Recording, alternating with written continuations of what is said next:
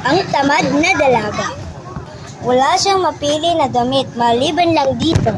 At dito lang siya pwedeng mamili. At namasyal si Ana. Ay, nako.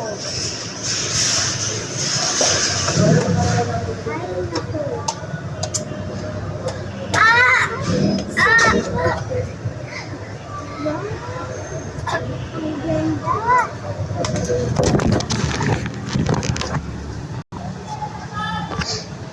Maaari mo bang sabihin kung saan mo yan naibili? Ito ba?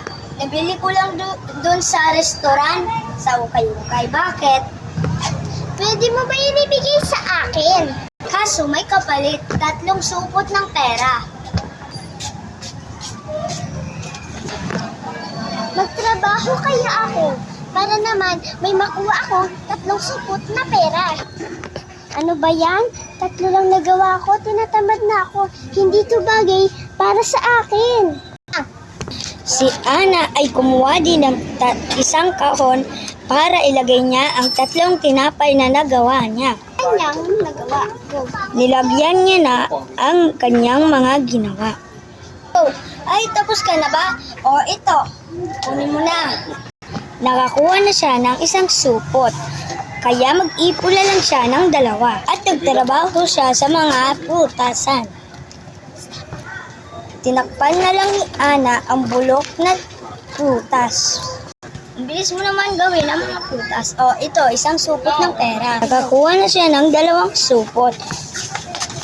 1 na lang ang kailangan niya. At nagtrabaho naman siya sa mga tahian. Tinamad siya magtahi kaya nilagay niya sa ilalim ng sofa. Ang bilis mo na naman matapos. O ito, pera. Sana dito mabili. Pwede niya na 3 supot na ang naipon niya. Kaya pwede na to ipapalit sa babae.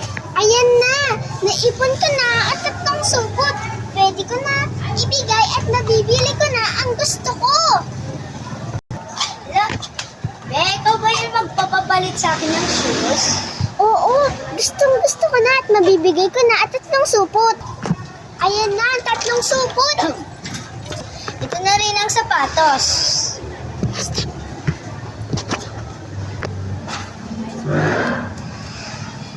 At sinusuot niya na.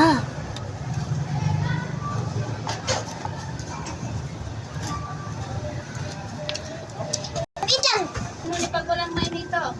Pag mainit na si Dintin, may mga friends. Ay siya ay nakakita ng pabanguhan, pero di siya makahinto. Ba't ayaw tumigil? Ng sapatos ko. Hala, ayaw na siya matigil. Yan kasi binibili niya pa sa akin. Magsabi go. Pwede niya ipapalit ng pabango, pero di niya mahubad dahil sa sobrang galaw niya. Tulong! Tulungan niyo ako! Tara, tulungan natin siya. Tara, punta natin siya, kawawa. Tara, tulungan natin siya. Bilisan na natin. Hala, sige. Diyan ka lang, huwag ka gumalaw. 1,520. Ito ang sapatos mo. Maraming salamat po, Ali. Pasensya na po sa mga nagawa nyo. Pasensya na po, tinakpan ko lang po ng kahon.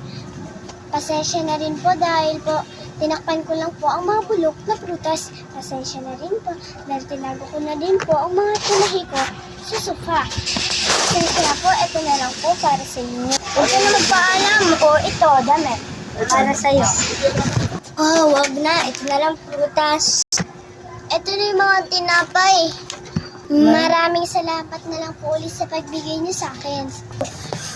Ayon ang huli ng kwento.